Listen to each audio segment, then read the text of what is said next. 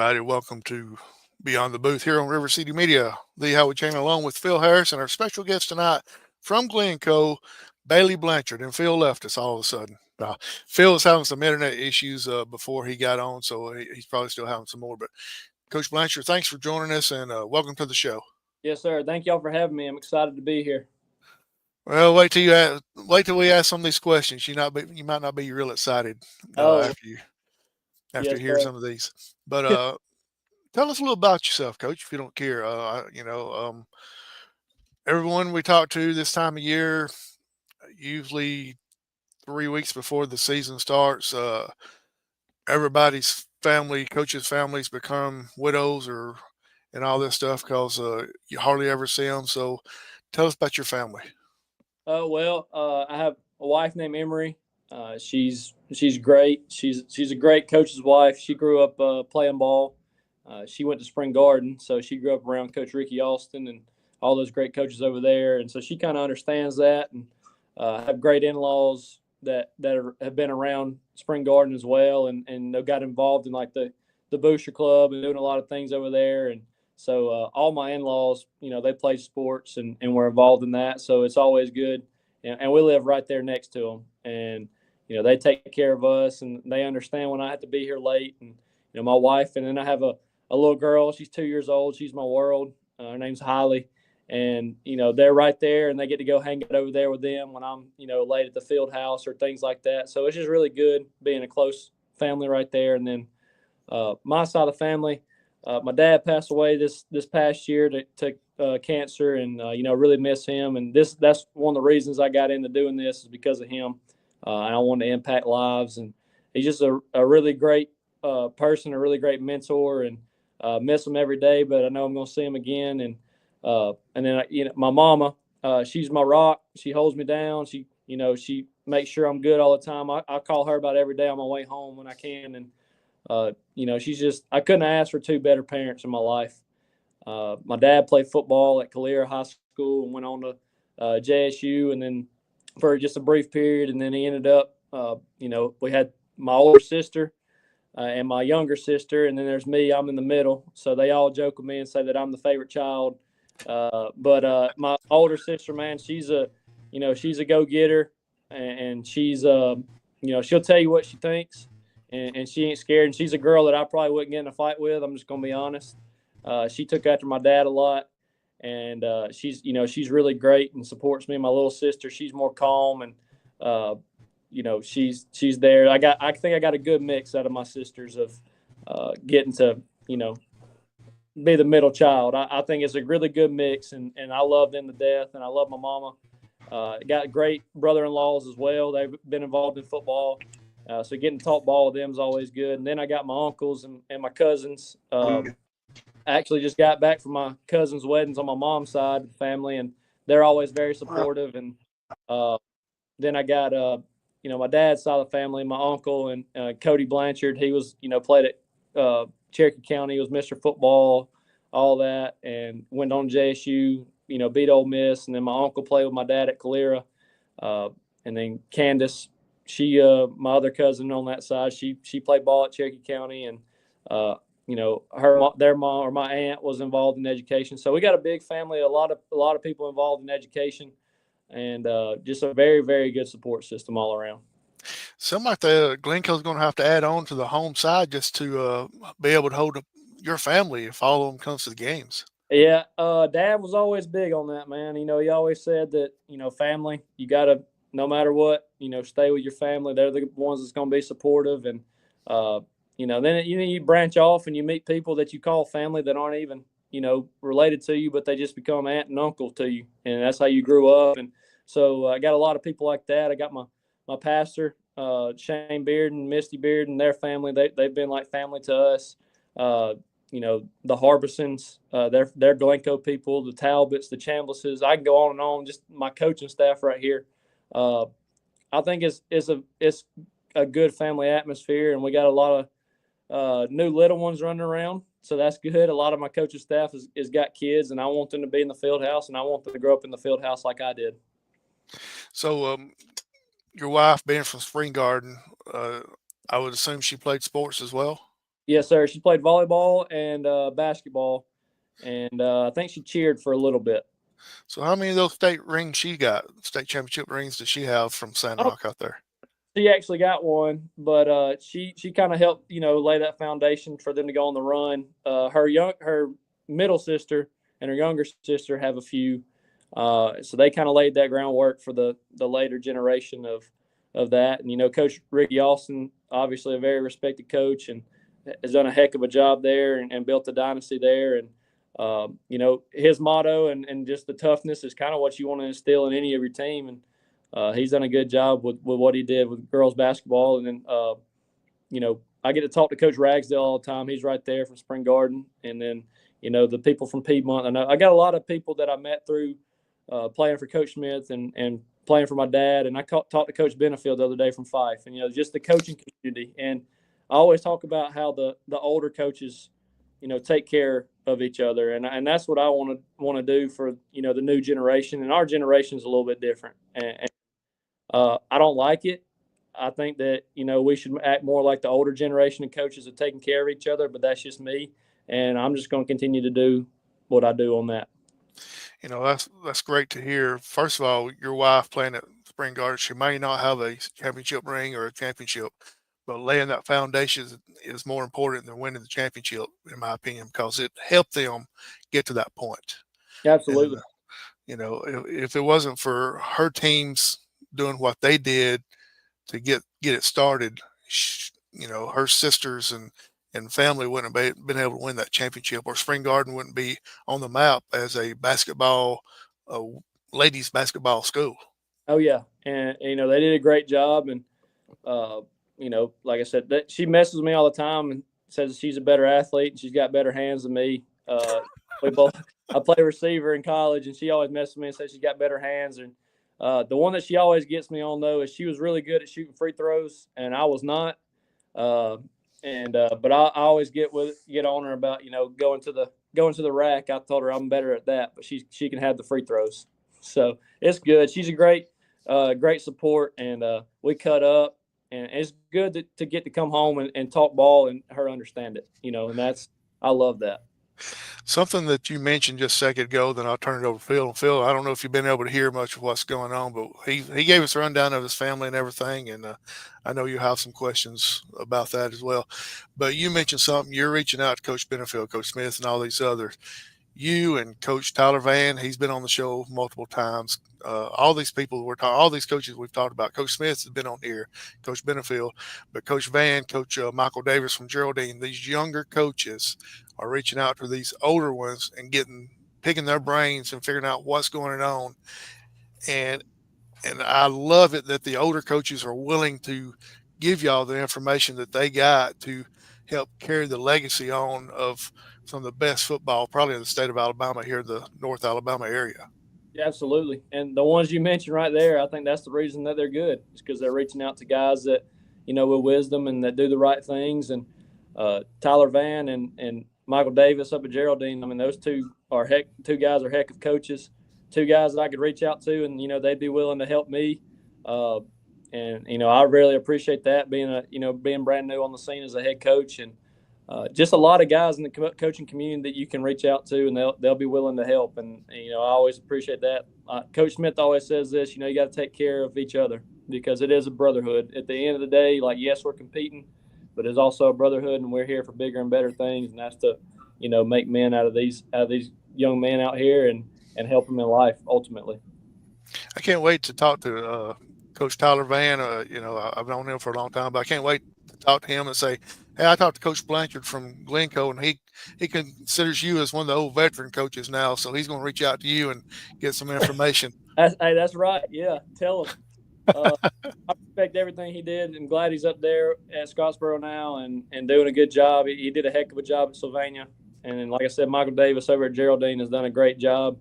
He's always been great to reach out and check on me and ask for anything. And I texted him not long ago, and like I said, Coach Smith is he's my guy.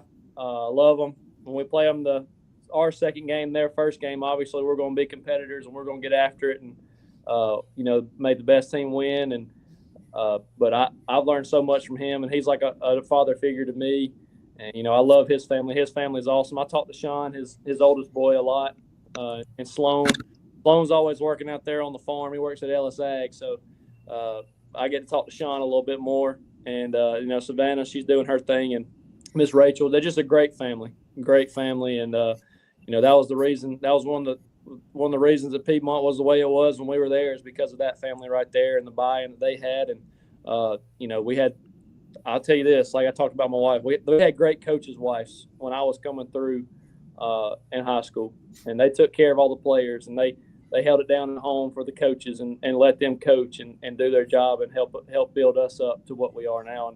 And when Piedmont plays Westbrook, they're going to have a reunion for our 10-year state championship in 2015. So I'm going to be able to go to that. That's our off week, and I'm just very thankful for that and the time that I got at Piedmont with Coach Smith. One last question, turn it over to Phil. You kind of brought it up. You're going to be going against Westbrook. I think you said your first game, their second game. Yes, sir. Well, regardless, whichever way, it doesn't matter. But when you're on that sideline, you're looking across field and you see Coach Smith over there on the other side. How are you going to feel when you see that? It's going to be a little bit of nervousness, because that's the guy that I've learned so much from. Him and Dad and all the great coaches we had at Piedmont, learned so much from them and take that with me every day.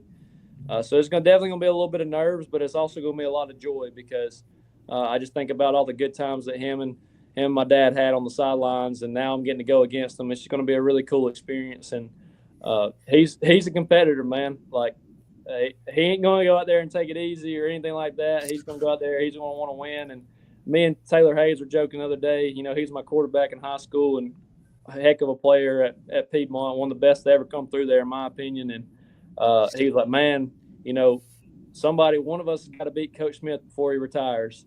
And so we just joke about that. But I just so much respect for him, man. And it's going to be a really cool experience. We'll get to hug each other before the game, and we'll go at it in the middle of the game. And he's going to be intense. We're going to be intense. And then after the game, we'll hug again, and then support each other. He tells me all the time, he says, Bayley, I hope you go 9-1. I hope you go 9-1 in the regular season. So it's the same to him, Absolutely. Phil Harris, take it away, buddy. Yeah, well, Coach, I kind of want to comment on that. Yeah, he's going to love you like a brother, but once that ball kicks off, it's Katie bar the door. I said, the competitor comes out in Coach Smith then, but yeah, when it's over with, yeah, he's going to hug your neck. But while the game's going on, it's about winning and losing. Oh, yeah. Yeah. Well, we can go to Waffle House after together, but, we'll see how it goes. And he's one of the best coaches to do it in the state of Alabama. And he's got a very special place in my heart and my family's heart. And like I said, but I'm not going to be soft. I'm going to go out there and we're going to try to beat him. And he's going to do the same. So it'll be fun. I know you talked a little bit about family. I want to go back to, Emery, your wife. Did y'all talk about how you met? How you met when you first got together, first date? I'd like to know what your first date was. Well, so my quarterback, Taylor Hayes, I'm gonna mention him again because he was kind of the reason. At the time, he was talking to a girl from Spring Garden that was friends with Emery, and they were best friends. Well, we went out to his grandparents to swim one night and just hang out, and she was there. I thought she was cute, and so we talked that night, and then we hung out that summer. We ended up not dating that summer because I was going to West Alabama, and I was going to play football. And, sometimes the right situation that has to, take time, and ended up, I think it was my red shirt junior year at West Alabama. Me and her started texting again, and she started coming and watching my games and all that. And then we started dating around that time. So I think our first official date would have been to a Japanese restaurant in Meridian, Mississippi, I believe. And so we went to eat. But technically the first day that we met and talked to each other was out at, we called it Nanny and Pawpaw's. And we went out to Taylor Hayes' Nanny and Pawpaw's, and we were swimming. And that's the first time that we met. So, and now it's, turned into, got a 2-year-old, and we chase her around all the time. And she's just a blessing. It's a blessing. Yeah, definitely. So, she's a cutie. I've seen pictures of her, and of course, I'm sure she's the apple of your eye. Absolutely. Yeah. She came and helped me at the field house the other day. I made her separate footballs and knee pads and all that stuff. So she's I got her saying a snap count. She goes 1, 2, 3, set hut. So I'm gonna send that in to John Gruden and see what he says about the snap count. Yeah, there you go. And I think that's great to have her around if she, if she gets hung up in that, because, it's good for your kids or your players to see you as a father, because in some ways they look up to you, a father figure. Yeah, you're not much older than they are, but still they need to see you be a father. Yes, sir. And I tell them that all the time. Yes, I'm not as much older than them. I'm close to their age. I'm only 27 years old, but I look at them as like little brothers, but also I have to look at them as they're my sons, and that's how I have to treat them. And I told them, when you're at this field house, like you're our sons. We have to do right and treat you like that and show you love, but also we got to stay on you. And he always stayed on me. And I would, when I was younger, I was like, man, he's always on me. Why is he always on me? But now that I'm older, I understand. And I think that a lot of these kids are starting to understand why we make them put their stuff up, clean the trash up, put their chairs to the left of the locker, hang their helmet on the right side of the locker, put your shoulder pads like this, just the little details. I think they're starting to get it and it's starting to click with them when we get on the field. And that's just a lot of the stuff that we learned at a young age that,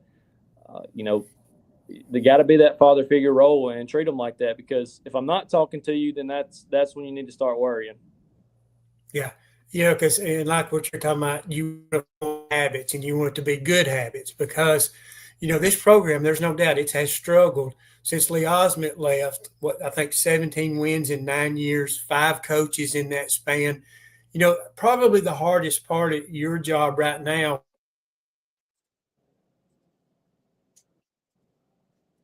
Oh, I think we lost him again. Yeah, frozen. How does it feel being a young coach coming in 27, just a few years older? It's when I first got it, it felt a little overwhelming.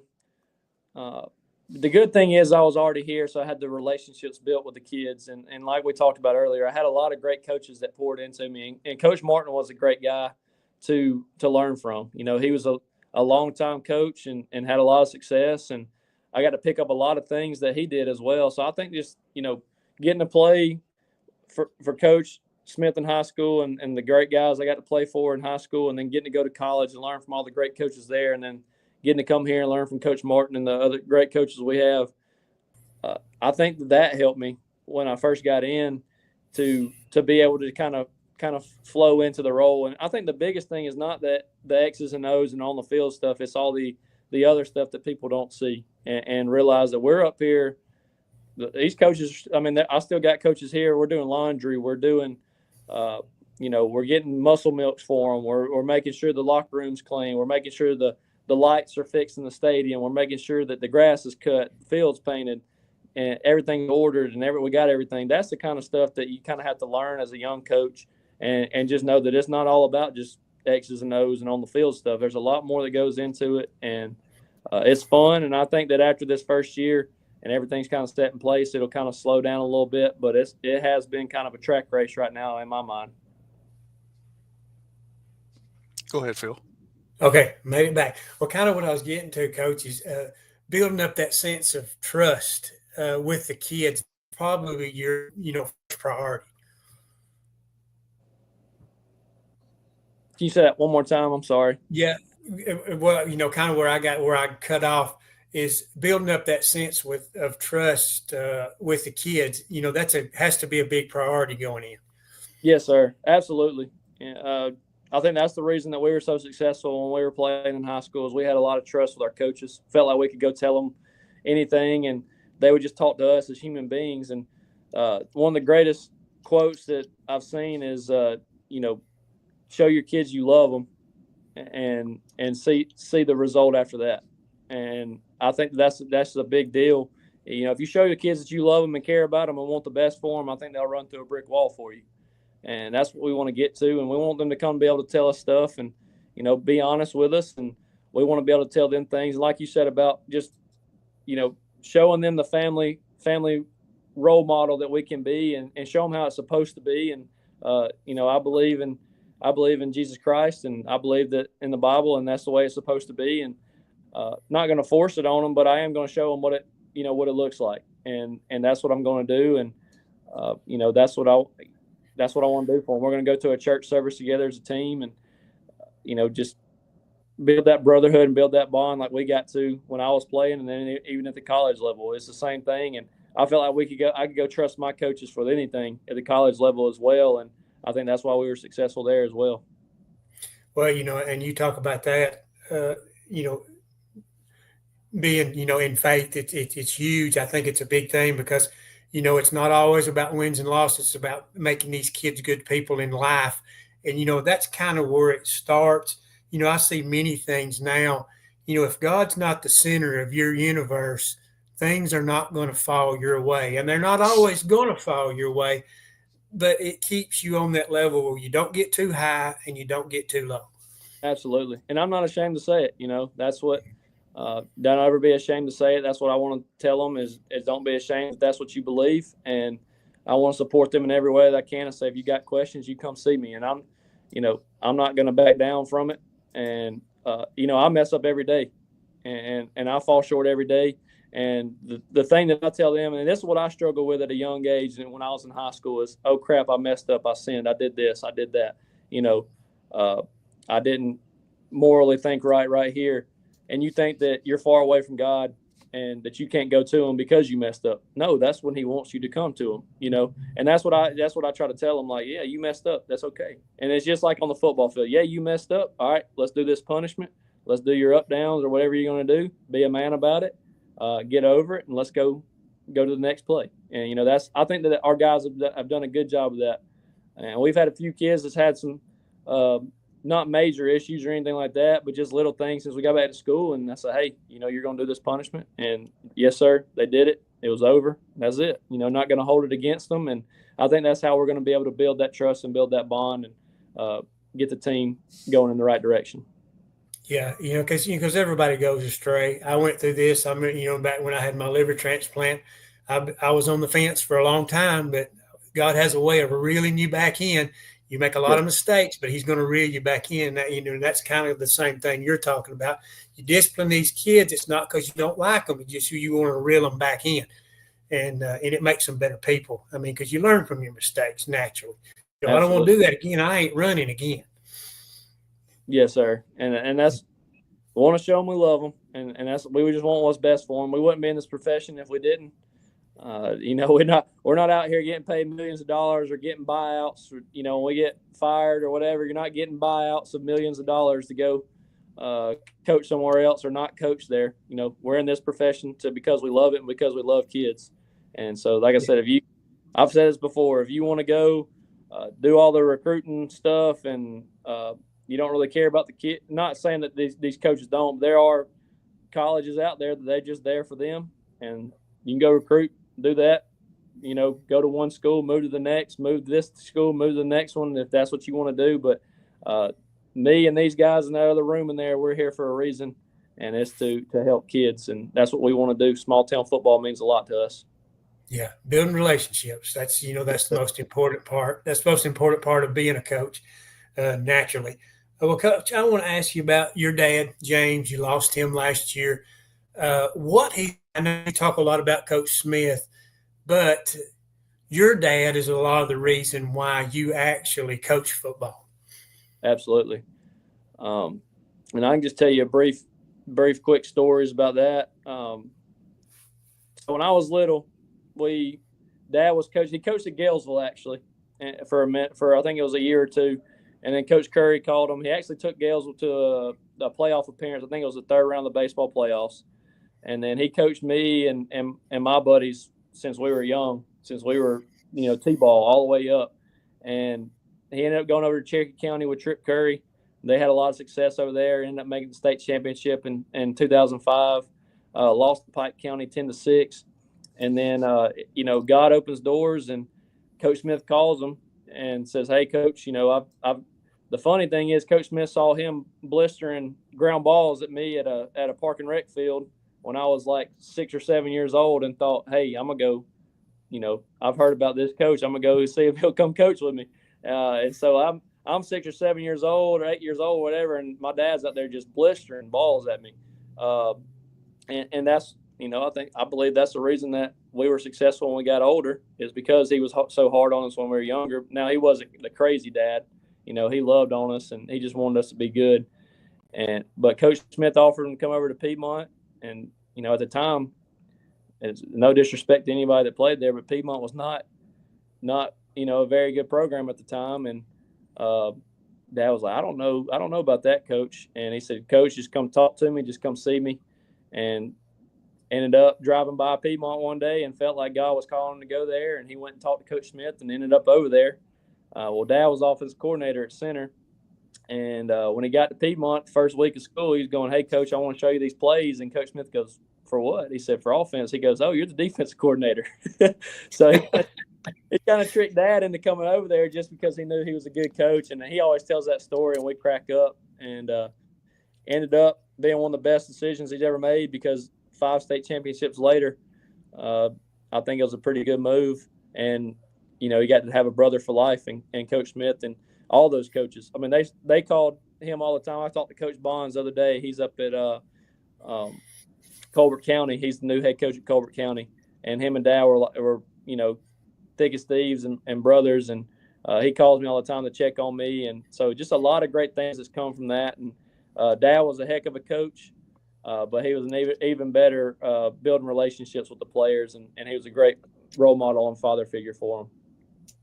Well, of course, you've talked about you played at Piedmont, won a state championship, and going to have that reunion naturally. And that's a huge thing, I know what it's like to win a state championship. Not everybody does. You're blessed if you get to win one.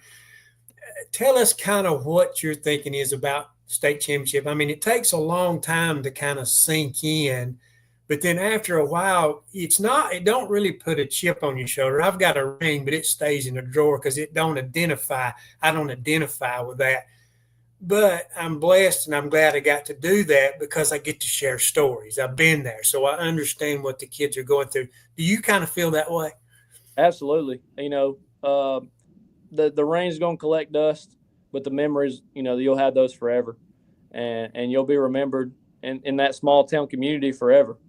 I think it's the 73 team here at Glencoe. They got their sign up, and that was the last state championship team here at Glencoe. So getting to have your year on the scoreboard, we have our year on the scoreboard when I was a senior, and then the other teams that won it had their years. And the rings collect dust, but the memories don't fade. And I was blessed that I got to share a lot of those memories with my dad of being on the sideline. That was a really cool experience that I'll never forget, and I'll always cherish that.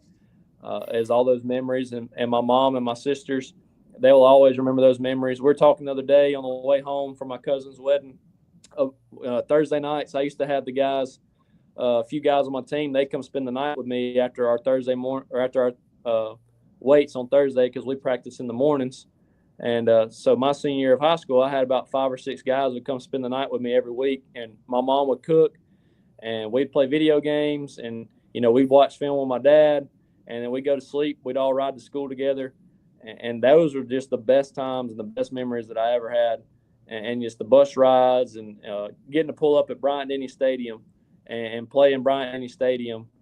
Just unreal memories that we'll never forget. But it's also really, really cool to get to wear that ring around every now and then and just say, hey, we accomplished the goal that we set out to do. Yeah. Definitely. So, it's like this fall will be 41 years since we won it, but you still hear people talk about it, even today. And, and that's what kind of sort of makes it sweet, so to speak. You'll overhear conversations and things like that.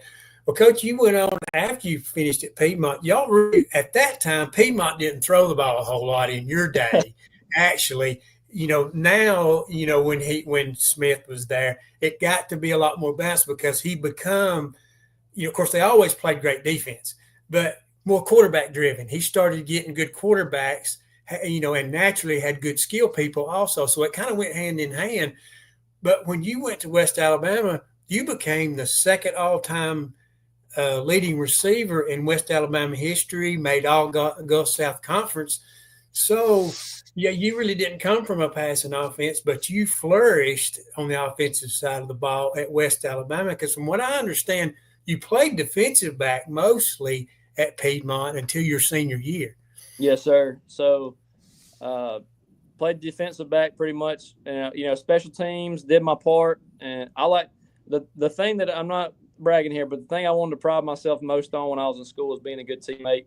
And if that meant blocking, playing special teams, just playing defense, whatever it took, I just wanted to win, and I just wanted to get to win a state championship with the guys that I grew up playing with. A lot of those guys I played with, we played Pee Wee ball from the time we were on B team all the way up. So that's all that was going through our mind. And in our mind, we could have ran the ball every single play.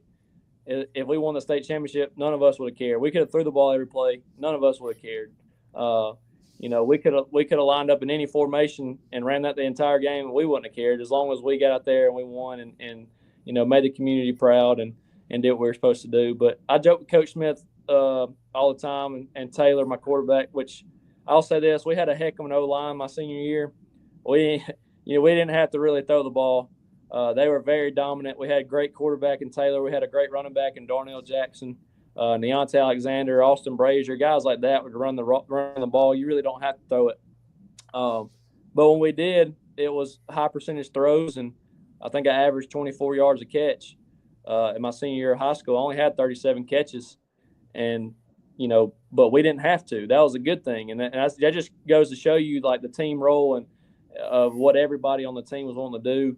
And that was win, and we would do whatever it took to win. But I joked with Coach Smith, and I said, man, if I got to play in these new age offense that you're running out here, this West Coast crap that you're running, I said, I'd probably break every receiving record that there was. I joke with him all the time about that. I said, Jack Hayes, that's my little brother.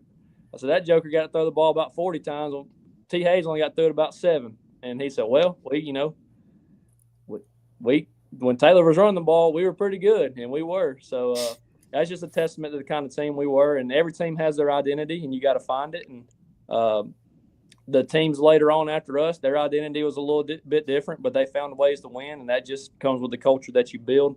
And that's what I'm hoping that we can do here is just get these guys to buy into whatever we're going to do and believe in it. Yeah, I understand that. Well, let's talk about Glencoe a little bit. You come in, good pedigree, naturally, you're going to get high marks from Coach Smith naturally because, he wants to see his former coaches flourish naturally. Of course, when you got to Glencoe, I think you were junior high coach. You become defensive coordinator. You become interim coach when things didn't work out for Coach Martin. Of course, you hate that kind of thing happens. What are some of the good things Coach Martin left behind for you? The biggest thing that Coach Martin taught me being a receiver in college, like we talked about, and I had a great time at college and getting to do all that, throwing the ball around and everything like that. Which is when West Alabama recruited me, they said they're going to throw the ball 40 times a game, and the light bulb went off, and I was like, oh, hey, let's go there.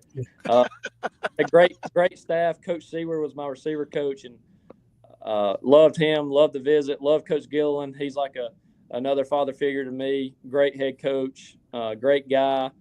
Coach Panilla, all those guys that were down there, just heck of guys, heck of coaches. I could go on and name all of them, but I don't want to miss anybody. But I went from throwing the ball 40 times to coming to Glencoe and trying to find our identity. And Coach Martin just taught me so much about the offensive line. Being a receiver, I wasn't in college. All you're worried about is, hey, running my route or doing my thing. And when I got with Coach Martin, I got to learn a lot about the offensive line. He was an offensive line guy, blocking schemes, all that. He did the wristbands, just little bitty things that you can take from him. And just how he prepared for the games and everything. That was some good things that I got to take from him. Well, that field froze up again. So you took that from Coach Martin. Tell us a little bit of what you've took from each coach that you've kind of been around. You don't have to give every one of them, but like Coach Smith, what coaching style did you take away from Coach Smith? What coaching style have you took away from your dad as well? And just a few coaches like that. Just Coach Smith, the biggest thing I took from him is just the organization. He's one of the most organized guys I've ever been around. Very superstitious. He doesn't want anything to go off the script of what, getting ready for a game. He's very by the detail, by the book. Hey, we're going to do it this way. It works, and we're going to do what works. And I think that the organization that he has is unreal. He's very detailed coach and all that kind of stuff. So I think the biggest thing I took from him, there's a ton of stuff I took from him, but the biggest thing is just his organizational skills and trying to mimic that as best I can, and just how he got the community to buy in, and just taking that. And then for my dad, just how he prepared for games. That joker, he could scheme up some people, and he cared, and he wanted the best for the kids. And so just the way that he mentally prepared for the game and the toughness that he instilled in us. He was a very mental toughness was the big thing for him. And I think that's the biggest thing that I've taken away from him. Coach Gilliland and all the guys at West Alabama, the biggest thing I took away from them was just the brotherhood. Our motto was brotherhood while I was down there, and playing for your brother, and just, showing up every day and doing the right things, and giving 100% effort for the guy next to you every day. That's the biggest thing I took from them. And just then from Coach Martin, just like I said, the schemes, and he's a heck of an X and O guy. I learned more offensive style and scheme from him than anybody, just because he was so smart. That dude, he used to read books about football. Like, that guy loves football, and so I learned a ton from him on that as well. So I think combining all those will definitely help me in the future. I'm kind of glad you said that about Coach Smith being superstitious, because when he is on here, I asked him about superstitions, and he kind of played it off like, "No, I really don't have any." So no, that guy is superstitious. He didn't want anything to be out of sort. He's very superstitious. Khaki pants. I think he wore the same shirt, shorts, white socks, and shoes to every single practice my senior year. He was a very superstitious guy, but so organized. We knew when we got to school on Monday, we knew we're working out, we're doing this lift, we're going to practice, we're stretching, we're doing this, we're doing this, we're doing this, we're doing this. All right, Tuesday, we're coming in, we got offense today. Wednesday, we got defense today. Thursday, we're polishing it up. And if you do it wrong, then he's going to get mad. I mean, and then Fridays, I think he had his playlist set for Friday nights, and if it got off, he'd make them do it right. So he was very superstitious on that kind of stuff. But like I said, I have my own. When I was playing, I used to triple knot my shoes for some reason on my cleats. I don't know. It was just a weird thing. So we all have them as players, I guess, and coaches. Yeah. Phil, go ahead. Well, Coach, and that brings me to I guess I heard the end and you kind of answered with Coach Martin. Coach, you kind of hate that he lost the job there, but it's been tough. It's been tough. I guess one of the things too is you feel like too, getting started at Glencoe, you've got to change the culture, and that's on the field and off the field, because I guess you're going to want these guys to just play one play at a time, because what happens to teams that have not been winning is it starts snowballing on them. One play turns into another bad play, and next thing you know, head goes down, and it's like, here we go again. And you've got to stop that. Yeah, absolutely. And that's our motto, is just believe in everything we do. And then our motto is beat yesterday. We want to be better than we were yesterday. Coach Badgett on our staff came up with that. And I think that's what we wear on our workout shirts every day. And that's the biggest thing, is just, all right, what are we going to do when we get down 14-0? Because it's going to come. All right, there's going to be adversity. You're always going to face adversity in this sport. A ball doesn't always bounce your way. What are we going to do when we get down 14-0 this year? Are we just going to hang it up and quit, or are we going to fight to the end and see what happens? And I think that'll be a real testament to see kind of how the culture and what we kind of built just from the spring until now. And I think, Coach Martin did a great job I think he really stabilized the ship of the program. And, he's a heck of a coach. He was awesome, did an awesome job at Ohatchee. I got to coach Ed Reed at Destrehan High School in Louisiana. So his pedigree is definitely good. But he came in the other day, and he got to come in here and just sit and talk with me. And I called him on the phone the other day. So he's been very helpful. And I'm pretty jealous of him. That guy's been he's been to Cabo recently. He's been golfing, and he's looking good. So I just appreciate everything he did for me and taught me. And like I said, we got to build our own identity, and you got to build your own culture. And that's one thing he always told me. He said, if you're going to lose your way and build the culture that you want.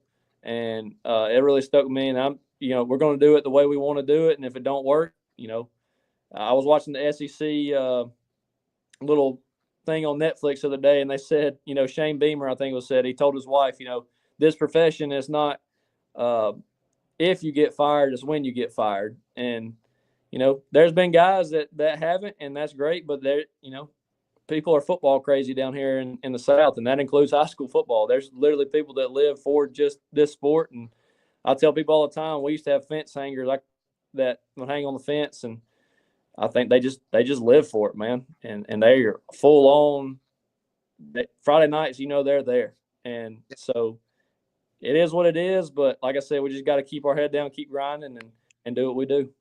Yeah, I think in Northeast Alabama, football is kind of the front porch of the school, and it's community driven, and everybody really looks forward to it because it's a big, huge social event for everybody. And I said, especially at times has gotten a little harder. I think people even lean a little bit more on high school football. I agree, and it's fun. Friday, that's what I tell people. The kids ask me all the time, Coach, we watched your highlights or stuff like that in college and all this. What was it like? What was it like? And I was like, guys, I'm telling y'all, when I tell you don't, wish away these 4 years, I mean it, because I would go play a Friday night football game over anything. I would go back to Friday Night Lights at any point because it was so much fun. Your community's out there. You're playing for your community, the pride that you have, and those lights flick on Friday night. You can't beat that. You can't beat that. Yeah, I know a good way of putting it. There's times you go through in your life, like when you finish high school, there's going to be special moments like when you get married for the first time, when you have a child for the first time. These kids get to experience that at least 10 times on a Friday night, that same type of feeling. Absolutely. That's you're right on the money on that. I mean, getting married was a huge thing, and great feeling. That was probably the most nervous I've ever been in my life, honestly. Because you want it to go well for your wife, and I want everything to go well for her. And unfortunately, we got married on probably the hottest day ever recorded in the summer in Alabama. It was scorching hot, and we were in 3-piece suit outside. It was but we got through it, and it was fun. We had a blast, and all my buddies were there, and all her people were there, so it was a good time. And then the birth of my daughter was unbelievable, and just definitely a gift. But Friday Night Lights, man, that feeling is definitely up there. It really is. Yeah, definitely. So, and of course, I keep getting knocked off, but when we were talking about your dad, James, you had a passing camp that was named in his honor. And I know you wanted to do something like that. Tell us a little bit about how that come about and what that was about. Well, just, I want his legacy to continue. And I know his legacy lived through me, being his son. And I wanted to make sure that we honored him in the right way. And what he loved was football, and he loved it. So I wanted to do something football wise, and we're going to try to do some other things to raise some money for that scholarship. And it's going to go to a kid from Glencoe, Westbrook, and Piemont, a kid that we think is very deserving, a hard-nosed kid that doesn't make excuses, that does their job. That was Dad's motto: do your job, no matter what it is in life. And kids that do their schoolwork and do the right things on the field and act right and treat people right. And that's what we want to do. And, Dad grew up rough. He had a single mother, and he had his brother, Fran. They grew up together, and, he never knew his dad. So I try to tell people, like, there's a story that you can go fall back on. He could have made excuses and fell through into the system, and both of them could have done that, him and Fran, but they made something of themselves and they kept pushing. And that's what I want people to know is, his legacy lives through me. And I was fortunate enough to have a great dad and a great mom. And I want to, make sure that his legacy lives on and show people, like, yes, you can break the cycle and you can do the right things. And his mom was a hard-nosed woman, God-fearing woman. And she stayed on him and got to where he was then. And now that lives through me. And me and Coach Smith talked, and I just said, Coach, I want to do something for Dad. And you're the guy that, he's done it at Piedmont a ton. We had the passing camps was great memories for us. And I said, how do we do it? And he said, I'd love to honor your dad like that. So he kind of helped me get it going. And we want to continue to do that every summer and add teams and let it grow and just, go out there and compete, because that's what he wants us to do. That's what Dad would want us to do, is go out there and compete. Well, Coach, and you was talking about the 7-on-7s. Of course, some schools have 11-on-11s. Nowadays, I hear a lot of coaches talk about communication sometimes is a problem on the field. Social media is good, but a lot of times kids don't communicate with each other verbally enough. Do you think 7-on-7 camps, yes, it's good in a lot of ways, but do you think that helps your kids in the communication on the field? Absolutely. I think that getting these kids to talk is huge, because this generation is definitely different. The cell phones definitely cause that. I think that the no phones has been very good the past 3 days in school. I think that they've actually learned a lot, and, they're actually talking to each other. And I mean, that's the same thing that we all did when we were in school, is just talking to each other, and they were acting like they couldn't live without them. I mean, you're going to be all right. And, but they've learned a lot. And I think the 7-on-7s definitely help with communication. And then, to me, in my opinion, just helps you compete. Anytime you can go out there and compete, especially like on one-on-ones and 50-50 balls, and just how much effort are you going to give? Are you going to give up on plays if you get beat? I think that it tells you a lot, 7-on-7. Now, I know it's not realistic in the fact that you're going to have those 5 big nasties up front, and that's, one of the most important things on your team. But I think it does give you a lot of good work and getting to see, especially for the defense. I think it's very good for the defense. Yeah, hey, I totally agree. And, I kind of sort of want to point that out, because I think that's a great way of getting these kids to communicate, because on defense, if you don't talk, you're in trouble. Absolutely. Oh, and then just playing in space. Everybody, there's a lot of teams today that's got really good athletes, and these kids do all that training and stuff like that, and they're getting quicker and shiftier, and everybody's in the weight room. And so you got to kind of find an edge somewhere, and, playing in space is a big thing nowadays. And I think that really helps you kind of close onto the hip when you're trying to, make a tackle. And, I know you're just two-hand tagging or, tagging, but if you're doing the proper technique and doing it right, and then, like I said, just competing and being out there with your brothers and communicating it's a big help. Well, Coach, there's a few more things I want to cover before I turn you back over to Howie, because I think it's important. Number one, I want you to talk about your staff. Those guys are often the unsung heroes that you don't get to talk about very much. Tell us about your staff. I'm going to get this paper out, because I don't want to leave anybody out, because they're all huge.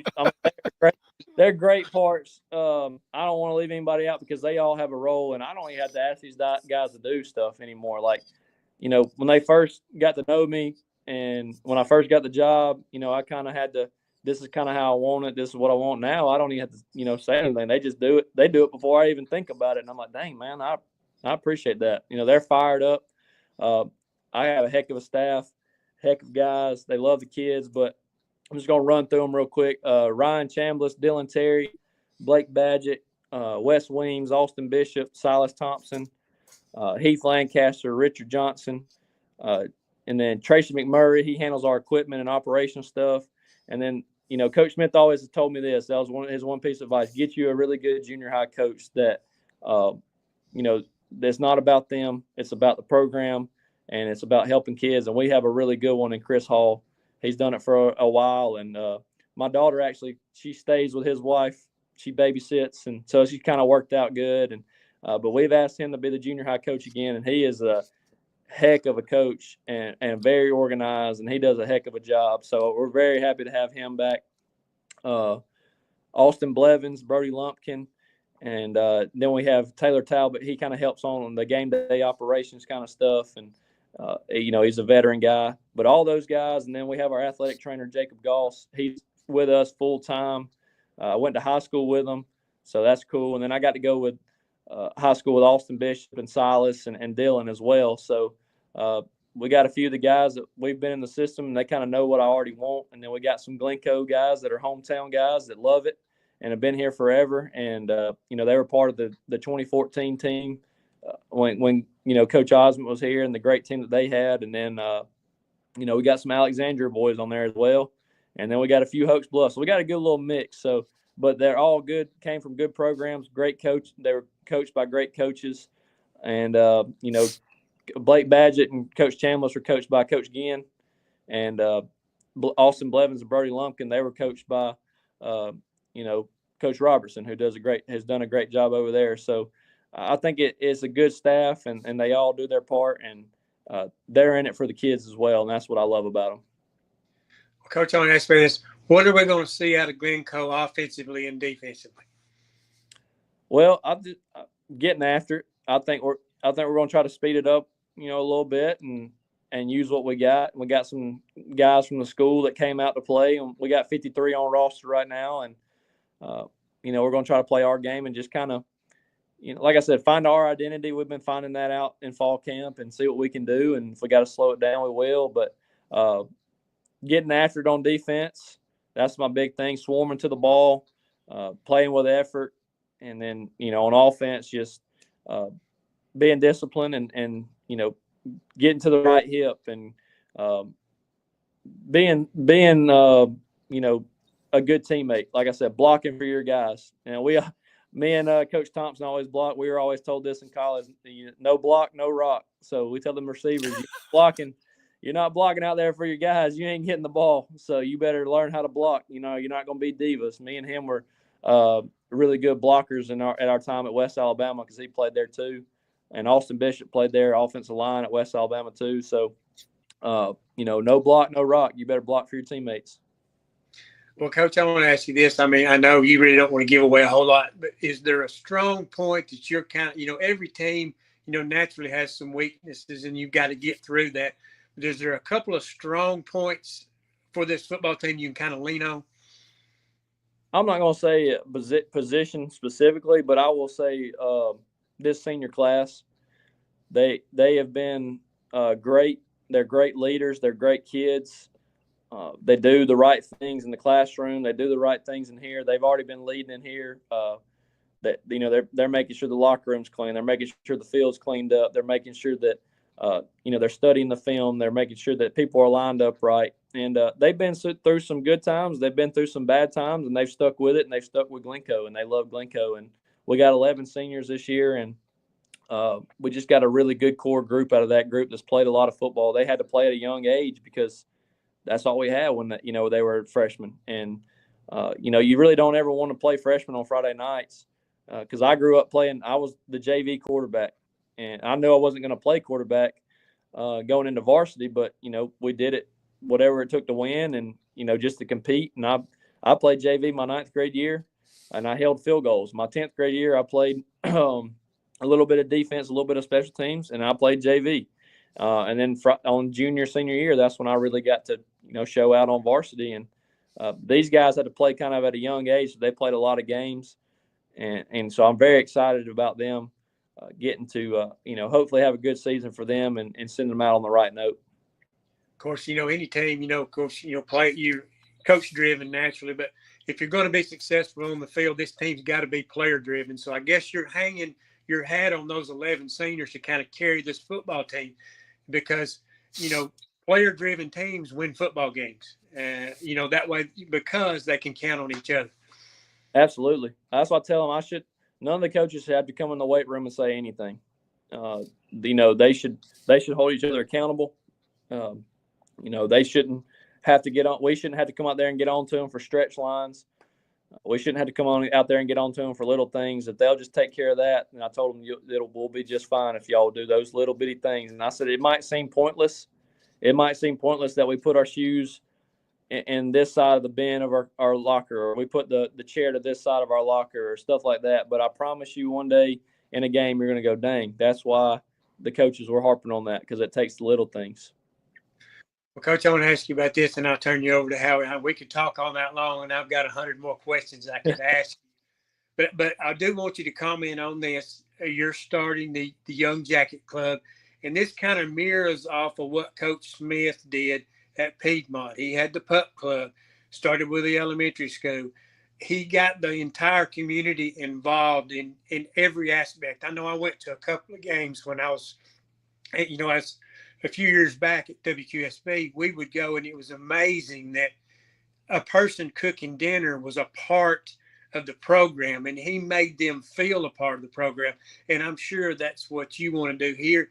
And even one story I didn't really get to talk to him about when we had him on was back in the days when he started feeding kids on Thanksgiving Day, because he found out that a lot of kids didn't have a place to go on Thanksgiving Day.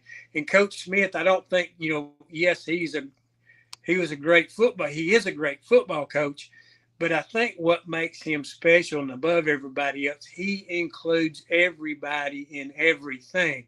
And I think that's kind of what you're going to model your program after.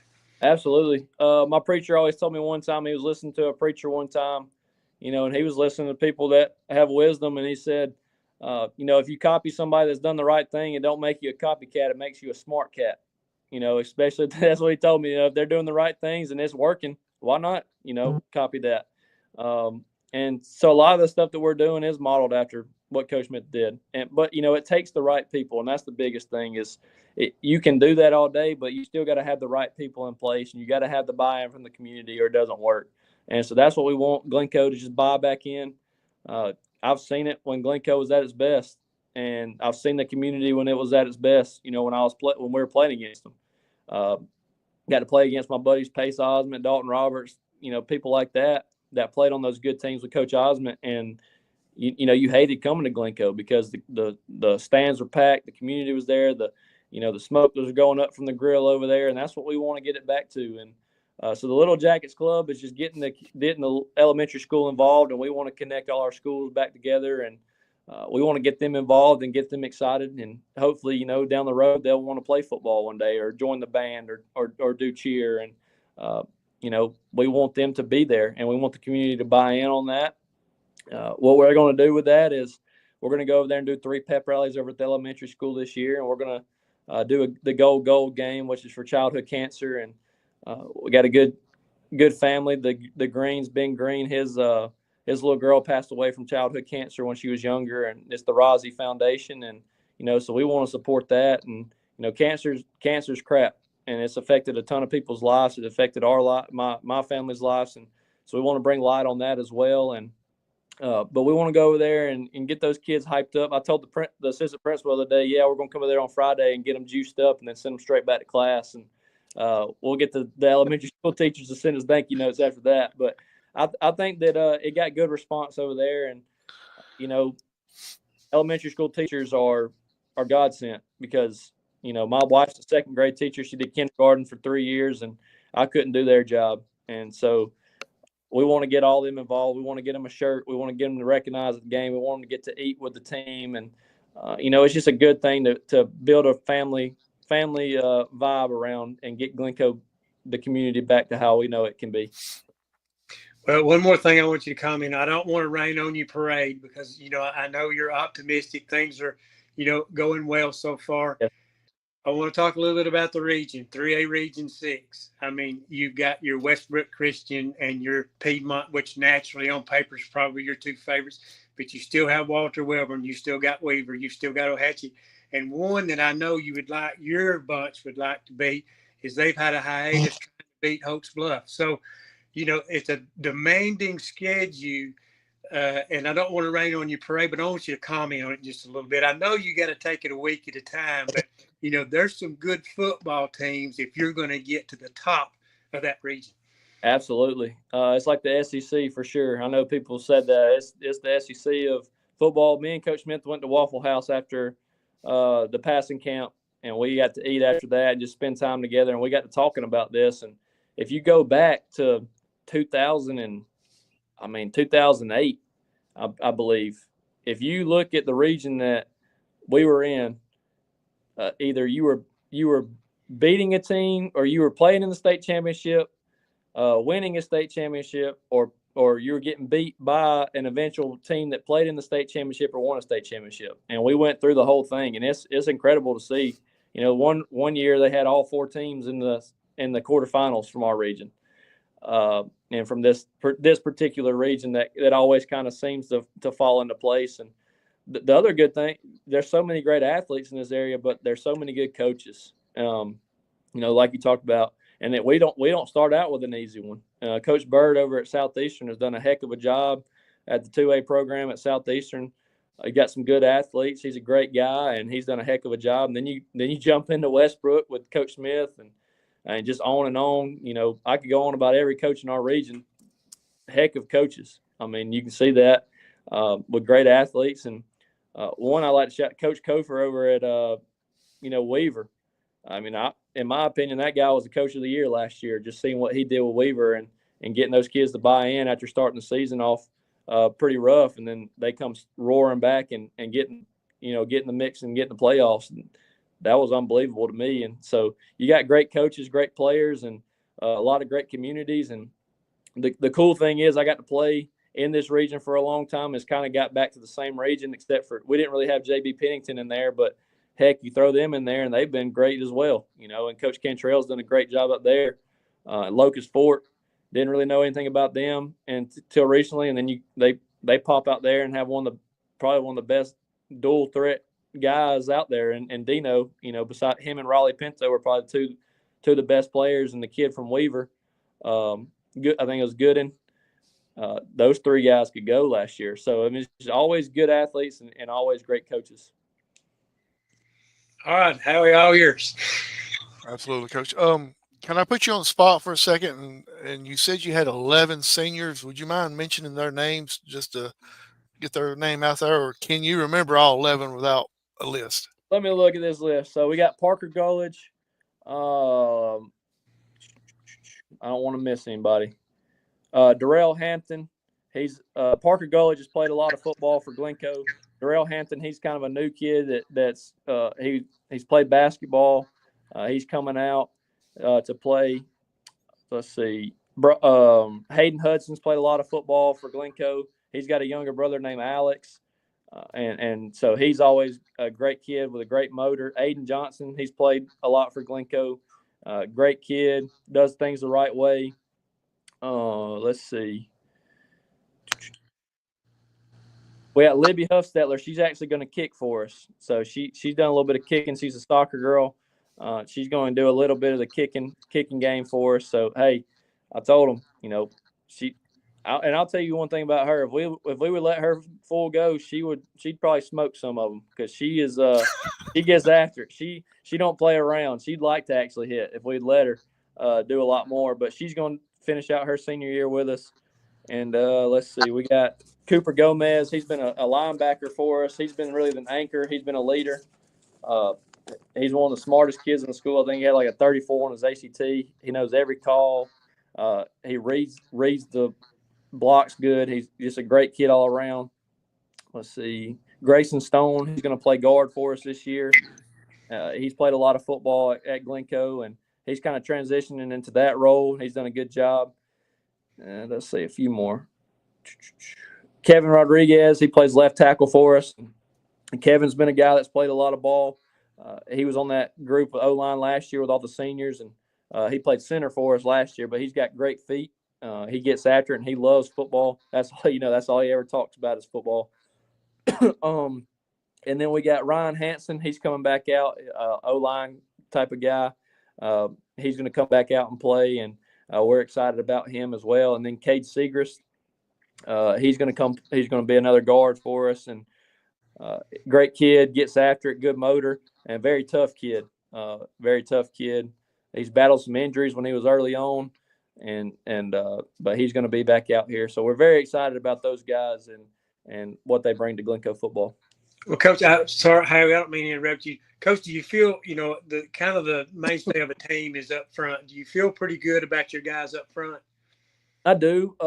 We lost a lot last year. We had a lot of seniors up front, but I think that the guys that we have now, they're not as big a guys as we had last year, but I think they move well. I think they have good feet, and what we want to do this year, I think that it's going to play in good. And I'll tell you this, man, they have gotten after it. They've gotten after it in the weight room. They pushed each other. They've been very tough. And, we pushed them on the field. We've done some conditioning they haven't done, and they haven't complained, and they've gotten through it. And I think they've done a heck of a job. So we're very excited about them. And like anything, we just got to get these kids mentally tough. That's the biggest thing. So your lady kicker, do you think there's a possibility of sometime during the season you can let her play a little bit of offense or defense one?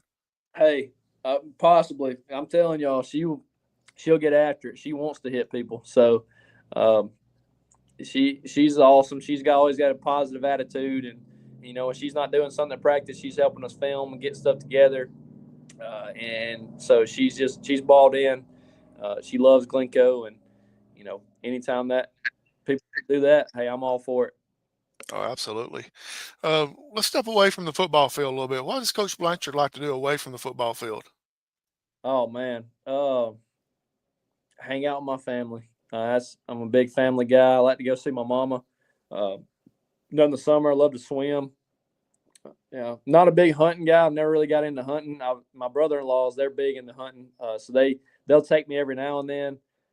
Deer hunting just is not with I can't sit there all day. But I like the turkey.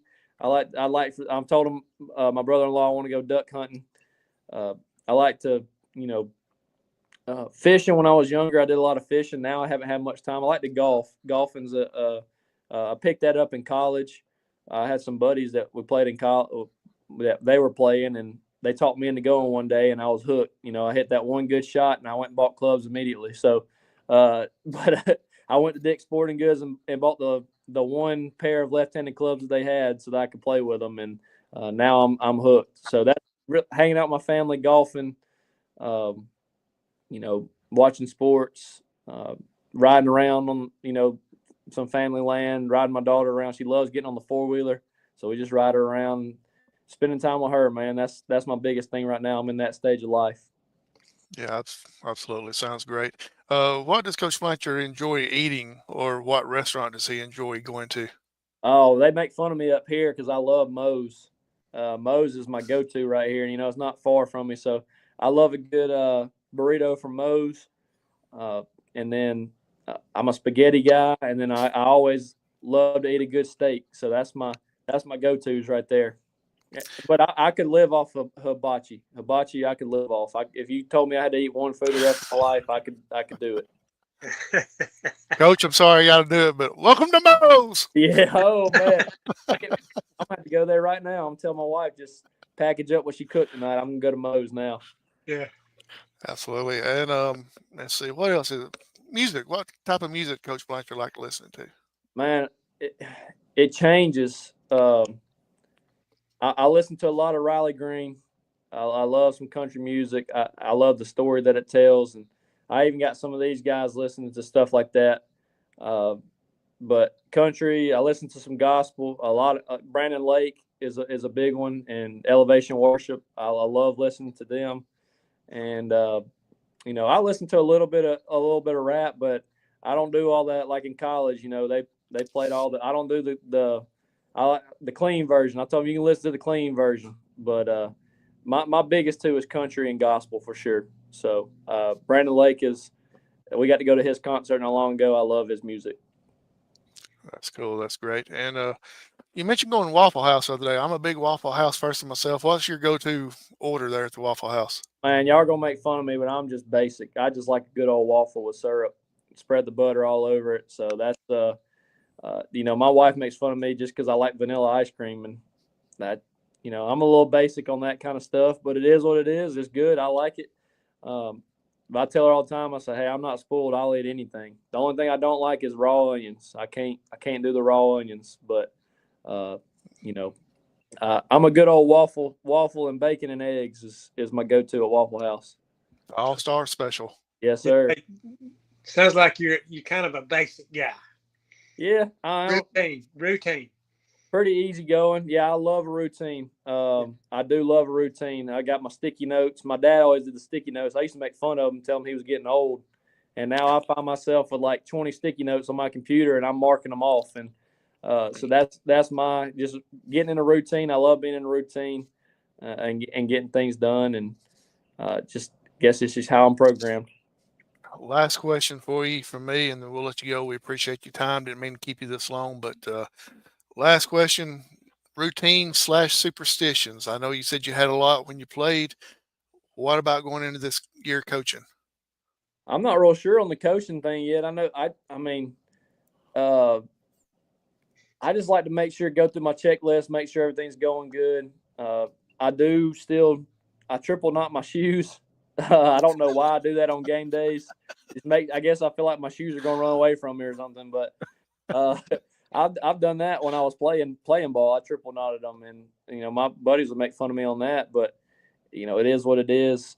I guarantee you didn't have to tie them again, did you? No, I didn't have to tie them again. They didn't pop off, so that was a good thing. But that's really the only one. And then just making sure I get my checklist good. I'm guarantee if you ask me this question next year after this season, I'd have a lot more for you. But I'm definitely hadn't hit the Coach Smith superstition mode yet. His Fridays have to look the exact same. I can promise you that. And I know I'll get there because I am a little bit superstitious on that. My mama's very superstitious. So if we win one game, if whatever she's wearing that game, she'll wear it the next Friday night. I promise. So.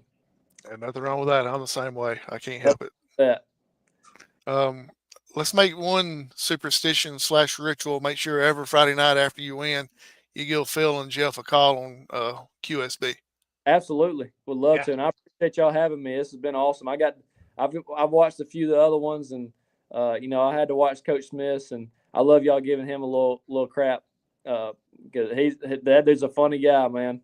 He's a funny guy, and but I appreciate y'all having me on. Y'all do an awesome job, and appreciate what y'all do for the sport. We appreciate the time and the effort and everything that you've put forward to making this happen for us. And Phil, what you got?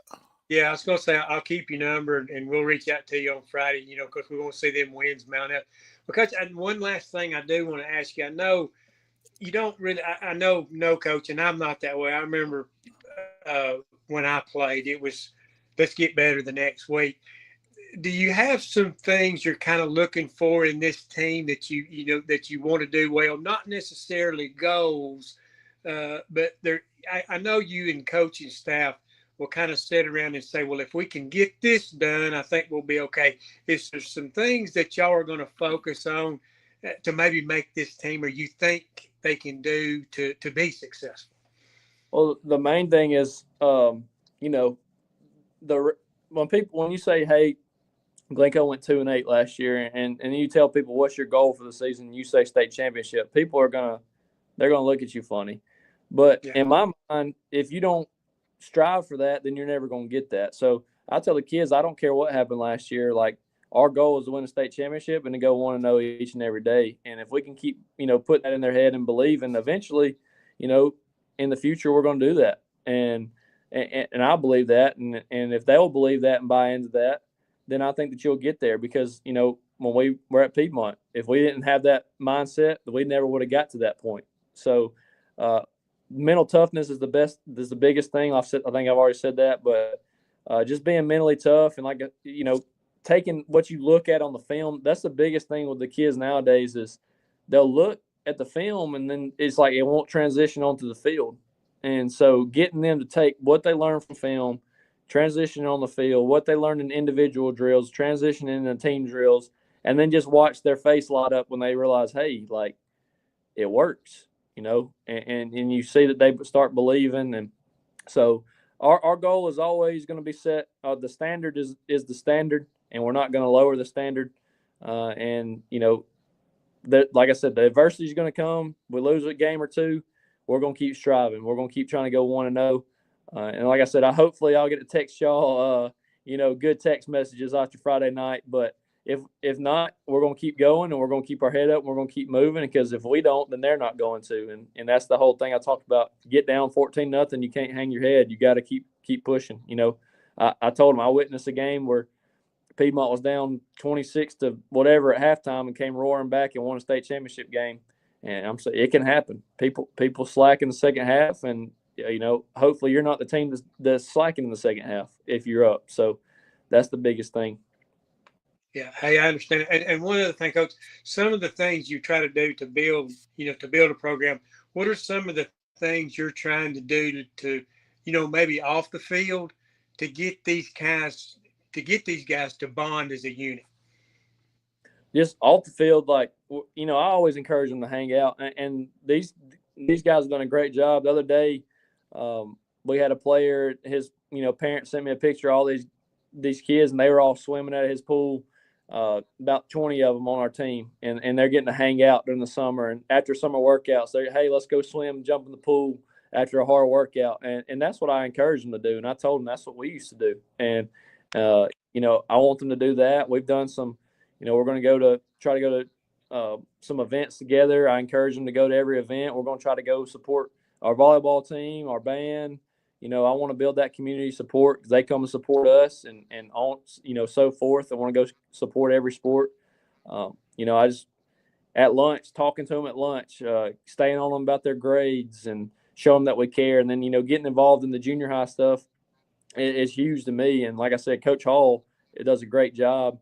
But walking over to the middle school and just, seeing those guys and encouraging them, and encouraging guys when they make good grades, and just encourage them to hang out outside of football and outside the locker room. I think the greatest thing in the world is a football locker room. If the world functioned like a football locker room, we wouldn't have all the problems that we have, in my opinion.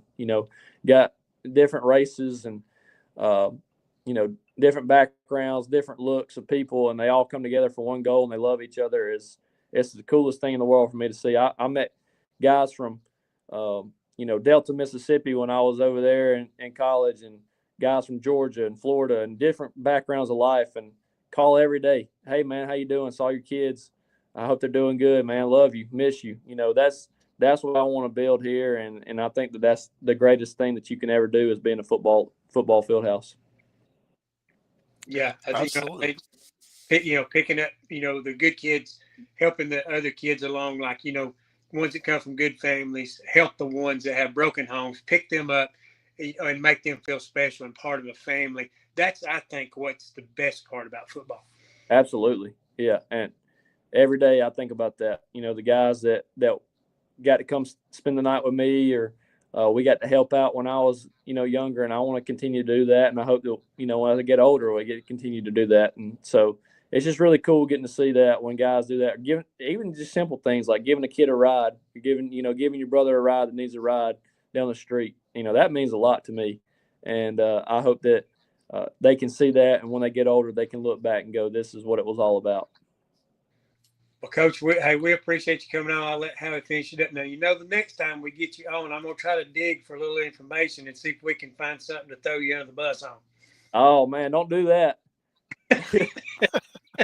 Don't do that. All good stuff, all positivity around here. Okay. Coach Blanchard, we appreciate your time. Sorry we kept you so long, but we know that starting next week, it's there's no time for much of anything else other than the football. And best of luck this upcoming season. And you've saw a few of our shows, and you know what's about to come. So if you have any shout outs, please give them out now. Love to shout out my family, all of my family, extended family. Thank you for your support. It means the world to me. Love to shout out my dad and just tell him I love him. I miss him. And, I know he's going to be there with me on Friday nights. And, Coach Smith is obviously one. We've mentioned him a lot tonight, but I'm going to give him one more. Just appreciate everything he's done for me and helping me grow.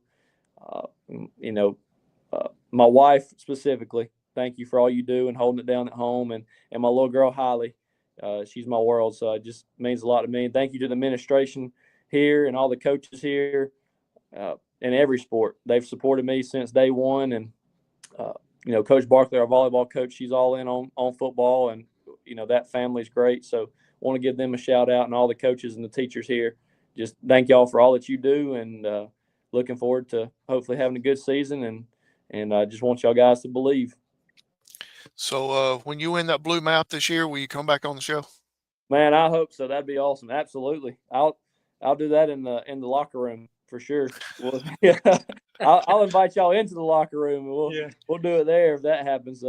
But like I said, I'm excited for August 22nd and for all the hard work these guys have put in. I'm very proud of our team and the way that they've worked this summer. And regardless of what record this year or whatever we do this year, I just want them to know I'm proud of them and I love them. August 22nd, 11 days away. Can't get here quick enough, can it, Coach? Hey, some days it can't, some days it can. I can tell you that. Absolutely. Coach, thanks for joining us. Sorry we kept you so long, but you're welcome. Come back anytime. And if we can do anything for you, let us know. And let's say somebody out there wants to join the Little Jackets Club. How do they need to go about joining it? There's a sign-up sheet that was sent home with their homeroom teacher. And so all they got to do is go on there. It'll be grades K through 4. And they just got to sign the sheet, put what size shirt they want, and then, send the little fee because it helps us get the shirt and pay for a few things that we're going to do for them. And then they're in the club. And so we'll get them a T-shirt. It'll be really cool. And we'll get to go over there and do some pep rallies for the elementary school. So that's just get with your homeroom teacher, send in the form, and we'll come pick them up next week. Miss Chambliss, I'd like to give her a shout out for sure. Her and her husband, Ryan Chambliss, they do a great job at the school. And Miss Chambliss is our cheerleading coach, and she helps me with that. So she's done a fantastic job, does a great job with the cheerleaders. And Coach Chambliss, he takes care of a lot of stuff around here. So I'd like to give them a shout out as well before we get off. Absolutely. Coach, thanks for joining us. So for myself, Phil Harris, and our special guest tonight from Glencoe High School, head football coach Bayley Blanchard. Best of luck this season, Coach. Thank you, guys. Appreciate you having me on. Good night. God bless, everybody.